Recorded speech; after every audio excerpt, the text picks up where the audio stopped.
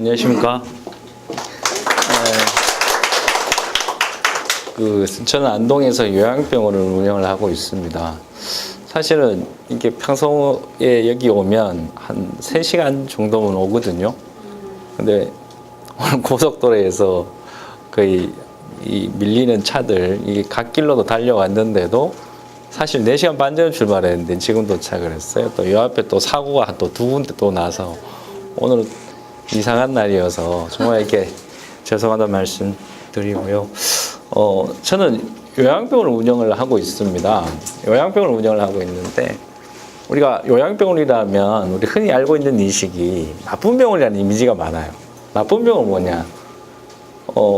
요양병원에서는 굉장히 불결한 환경에 또 환자의 인권을 좀 먹어반다. 환자를 묶어놓고 기저귀를 채우고 굉장히 이제 한 건에 이 환자 인권이 탄압되는 식의 어떤 이미지를 가지고 있어요. 근데 그게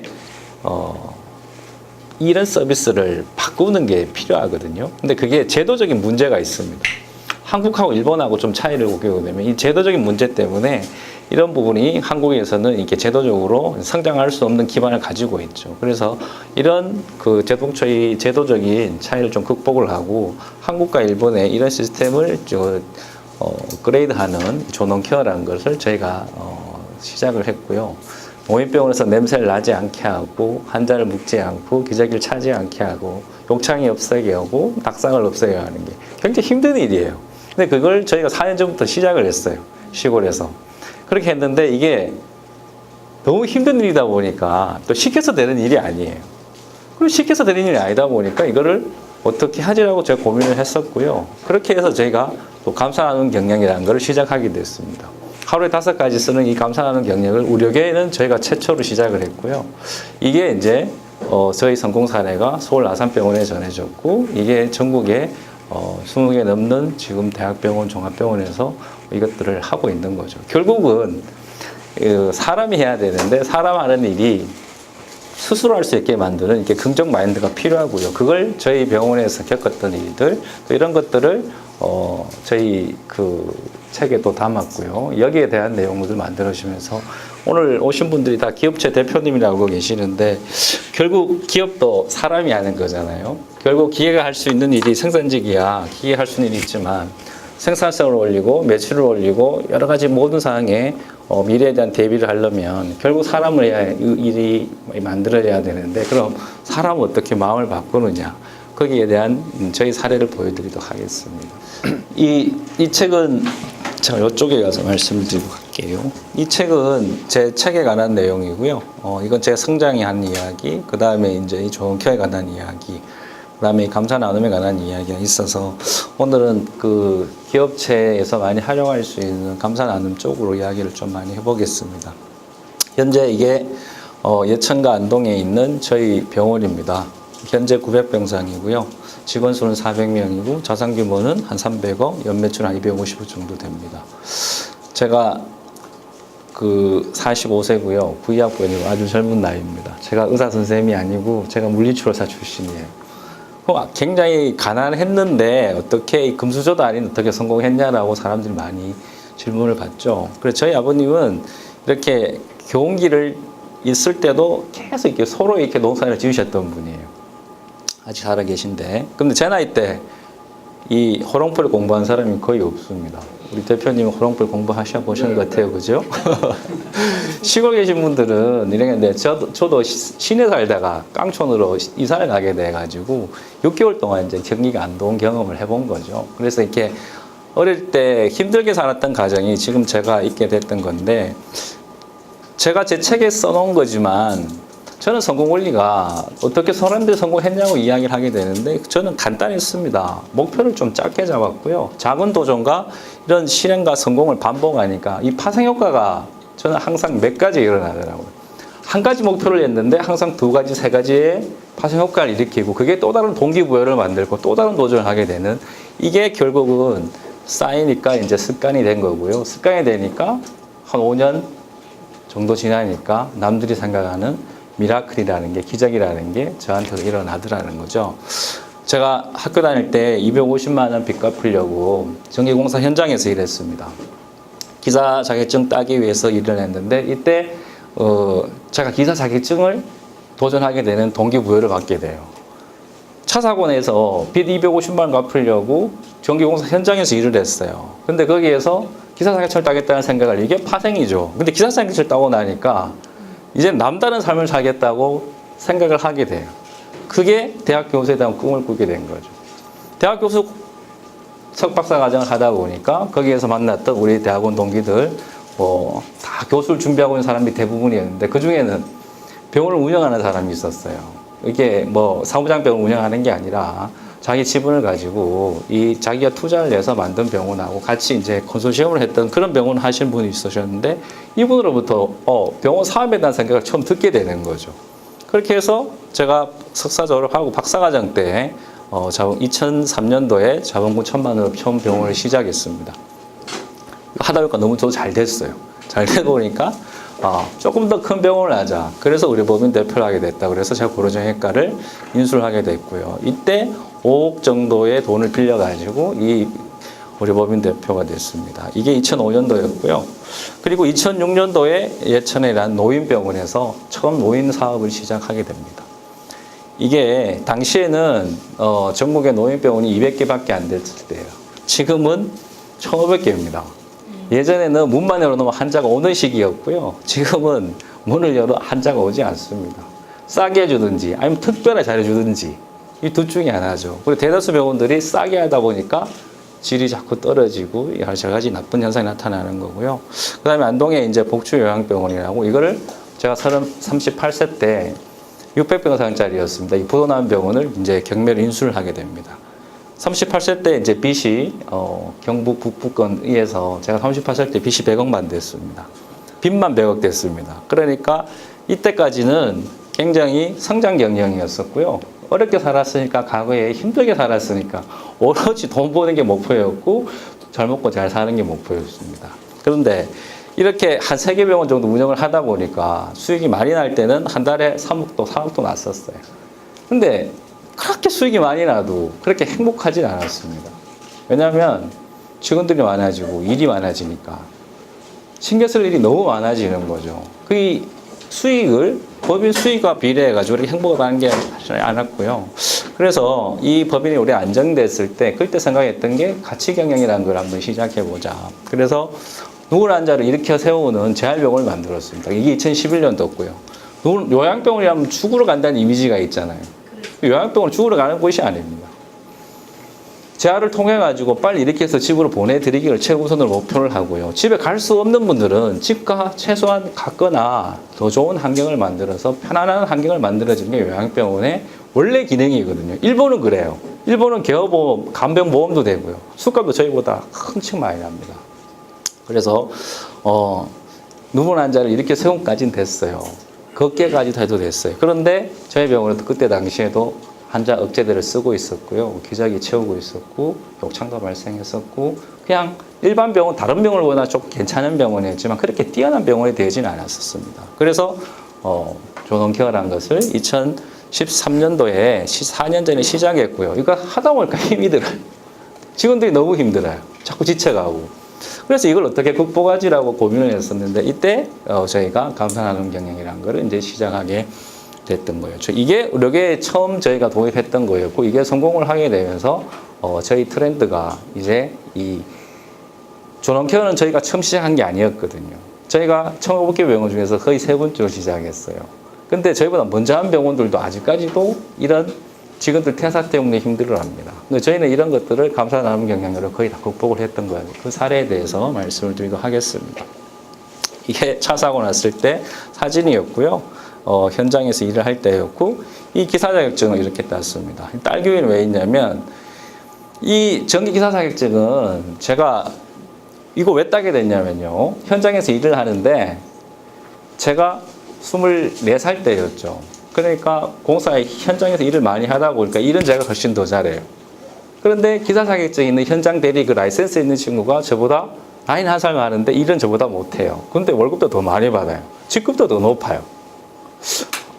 이게 좀 그렇다. 근데 그 사람들 지시를 받아야 되니까. 그래서 이 기사 자격증을 따기로 마음을 먹었어요. 그래서 낮에는 물리치료과 학교 전공 공부를 하고 밤에 공과 학원 가고 이 기사 자격증을 따기로 했던 거예요. 살면서 처음으로 스스로 정한 목표였습니다. 그리고 거기에 대해서 최선을 다해봤어요. 그게 24년 동안 살면서 그렇게 살면서 열심히 해본 적이 없었거든요. 근데 여기에 정말 최선을 다해보는 게 이 딸기 왜 나오냐면요. 1차 시험을 합격하고 100명이 시험을 쳤습니다. 그 중에 90명이 전기과 다니는 학생이었어요.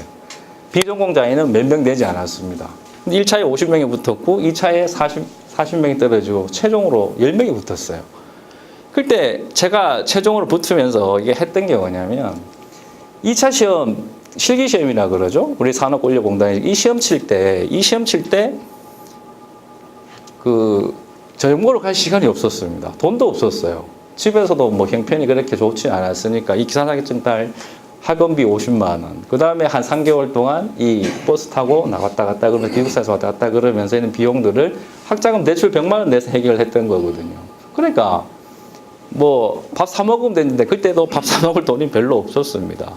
그래서 마지막으로 2차 시험을 2주 남겨두고 있을 때 학원 바로 옆에 그 슈퍼에서 빵과 우유로 거의 한 달을 한 2주 넘게 때웠죠. 그러다 보니까 계속 딸기우유하고 빵만 먹었어요. 지금도 저희는 우리 집에 애가 넷인데요. 애들하고 슈퍼 가면 딸기우유는 절대 안 사줍니다.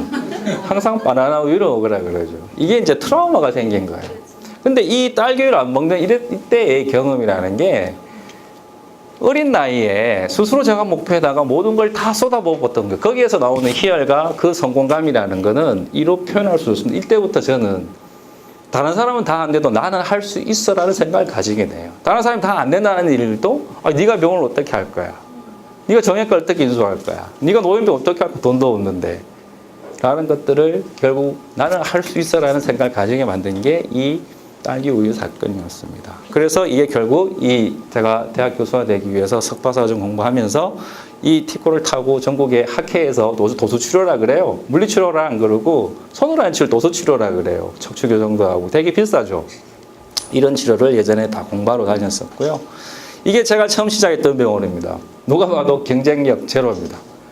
다 쓰러가는 병원에 엑스레이도 없었습니다. 인테리어도 개판이었습니다. 원장 선생님이 76세 연세가 많으신 분이었어요. 근데 누가 봐도 외적 경쟁력을 채우려고 불친절한 원장님하고 물리치료실 제가 투자해가지고 4천만 원을 투자했는데 그때 돈이 1천만 원밖에 없었어요.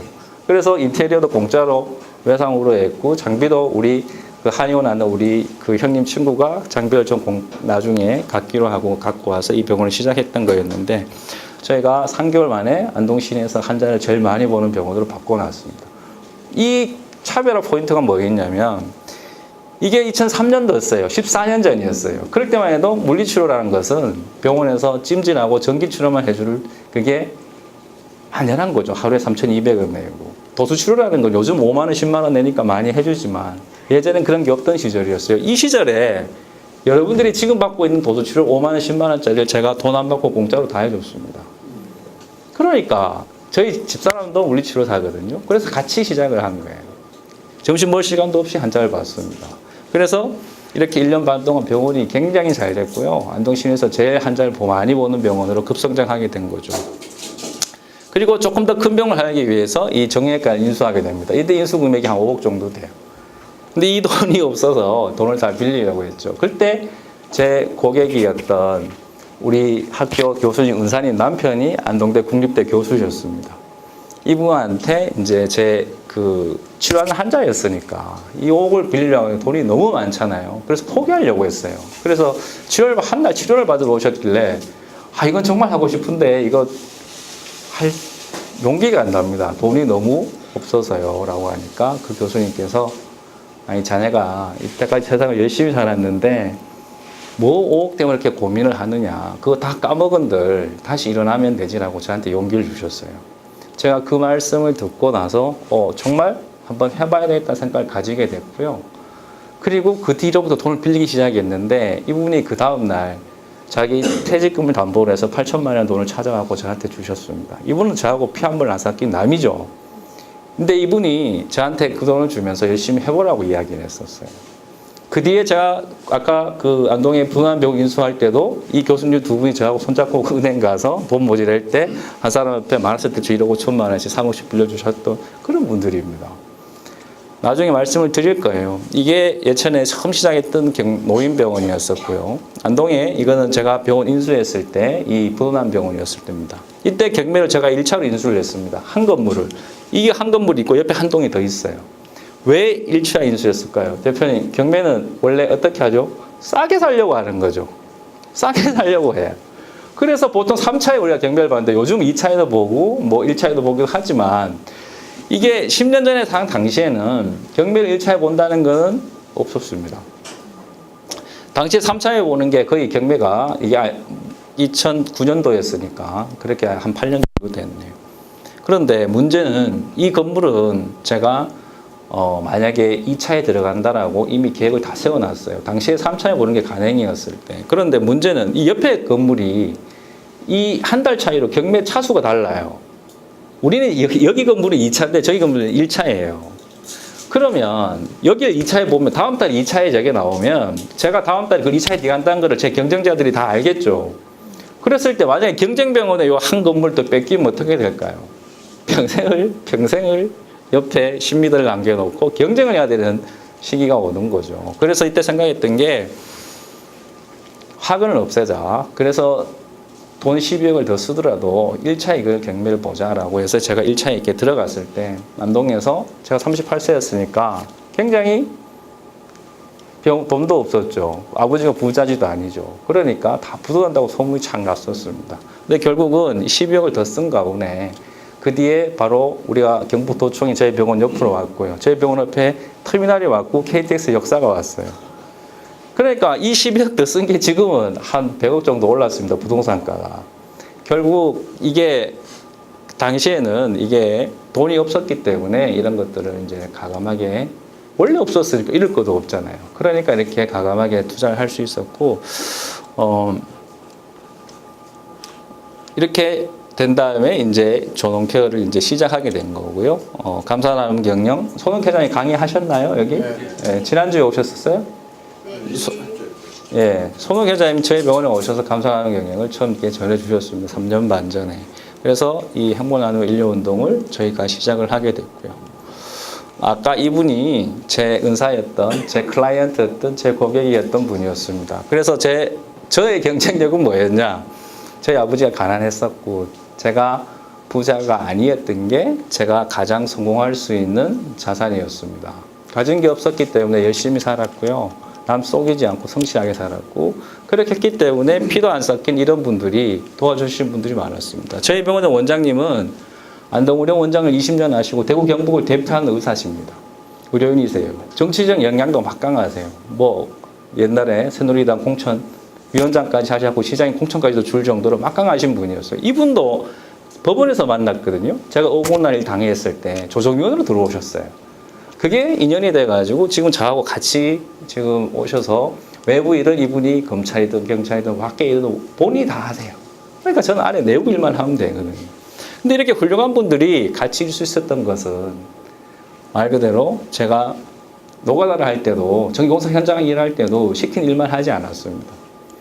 70을 시키면 거의 100까지 해놨고요. 그때 우리 오천 당숙이 건설업체 대표였어요. 그때 건설회사 과장이었는데 처음에 제가 예천병원 처음 질 때 돈이 없었거든요. 그때 땅 살 돈이 1억이 필요했습니다. 그 1억을 이분이 또 5천만 빌려줬고 우리 건설업자가 5천만을 또 빌려줬어요. 건설업자가 자기 돈 내주고 자기 돈 내놓고 공사 안 하죠. 이게 저희 오천 당수이 건설을 했기 때문에 제가 아르바이트였지만 그렇게 열심히 하는 모습을 보고 본인이 나중에 벌어서 갚으라 그래서 제가 월 5천만 원씩 결제해가면서 그렇게 갚았어요. 그래서 빚을 다 갚았을 때 안동에 이제 이 복수병원이라는 것을 제가 인수를 하게 됐던 거였죠. 그래서 우리 특히 저희 병원에도 젊은 친구들이 많아요. 젊은 우리 아직 30세 전후로 해서 굉장히 우리 젊은 우리 사원들이 많은데 이 친구들한테도 다 뭐 잘 살 것 같으면 물치료과 안 오죠. 물치료과 가는 학생들은 부자인 애들은 안 와요. 집이 다 고만고만하고 못 사니까 취직 잘 되는 곳으로 오는 거예요. 저도 고등학교 때 공부를 잘 했었습니다. 근데 재수할 수 있는 형편이 안 됐었어요. 제가 목표한 대학이 떨어졌어요. 저하고 같이 공부했던 친구들은 정량리가 아니죠. 노량진에 와서 여기 학원에 재수 삼수해가지고 한의대 가고 지금 의사대가 됐던 친구들이 있어요. 이제 나와서 이제 개원해서 라이센스 전문의 따고 이제 그 기반을 이제 잡아가는 거죠. 그럼 저희 병원에는 지금 의사가 한 20명 정도 됩니다. 그러니까 사실 저는 그 전문대 물리치료과를 갔을 때 내가 여기를 왜 다녀야지 하는 생각이 있었어요. 내 친구들은 다 재수하고 삼수하고 저기 서울에 가서 공부하는데 나는 공부를 하고 싶어도 형편이 안 되니까 못 가였던 거. 그게 제가 가진 핸디캡이라고 생각을 했은 적이 있었거든요. 근데 오히려 그런 기관들이 지금의 제가 있는데 가장 큰 주춧돌이 됐던 거였죠. 그래서 차별화 포인트, 그 다음에 이 가정기에 없었던 것들이 열심히 할 수밖에 없는 환경을 만들었다는 거고요. 요거는 정형외과 인수를 할 때하고 복지병 인수를 할 때 이 항상 자금이 부족한 사람은 플랜 B, C가 있어야 되잖아요. 내가 필요한 돈이 법인 자금이 있고 법인 자금이 모자라면 개인 돈을 내야 돼요. 그럼 개인 돈 4억이 필요했어요. 개인 돈 4억이 필요하지만 사업 갖고 되나요? 왜냐하면 누가 안 빌려줄 수 있고 내일 빌려준다고 그랬는데 오늘 어떤 일이 생길 수도 있고 할 수가 없잖아요. 항상 두세 가지에 2배수, 3배수의 예비카드가 있어야 되는 거예요. 그래서 돈 상황을 다 마련해놨을 때 아까 우리 교수님 두 분이 마이너스 대출 1억 5천씩 받아서 3억씩 다 빌려줬습니다. 이미 다 해결해 주기로 했어요. 근데 나머지 1억이 있었어요. 근데 그 나머지 1억이 조금 불안한 카드였어요. 그때 법원각 이 검찰에 있던 우리 공무원 선생들, 공무원들 선배들 데리고 가면 이거 알아두시면 좋을 거예요. 공무원들 데리고 은행 가면 공무원 이 신분증하고 자기 근로소득 이거 가져드리면 1시간 만에 1억 대출은 됩니다. 신용 대출로. 그래서 이게 공무원들 한 두세 명 정도가 선배들이 이렇게 도와주기로 했었어요. 물론 그 돈 안 썼죠. 제가 다 해결해서 했지만 결국은 이 짧은 시간에 거기 급박한 시간에 불안한 상황이 연출된다면 항상 플랜 B는 항상 있어야 되고요. 돈이 없었기 때문에 한 번 잘못되면 그냥 넘어지는 거죠. 그렇기 때문에 그렇게 많은 준비를 할 수밖에 없었던 거였고요. 실행은 또 제가 좀 잘하는 편이어서 조농케어도 일본에서 시작했고 다른 데도 시작했는 건데 이거에다가 감사경영이라는 것을 또 이렇게 했어요. 감사경영이라는 걸 저희만 시작한 게 아니잖아요. 많이 시작했는데 사실 잘 성과를 잘 못 내고 있거든요. 그리고 이런 것들을 정착시키는 것들이 있었는데 결국 제가 저희 직원들을 설득하게 되면서 했던 일들이 이제 지금부터 나오는 거고.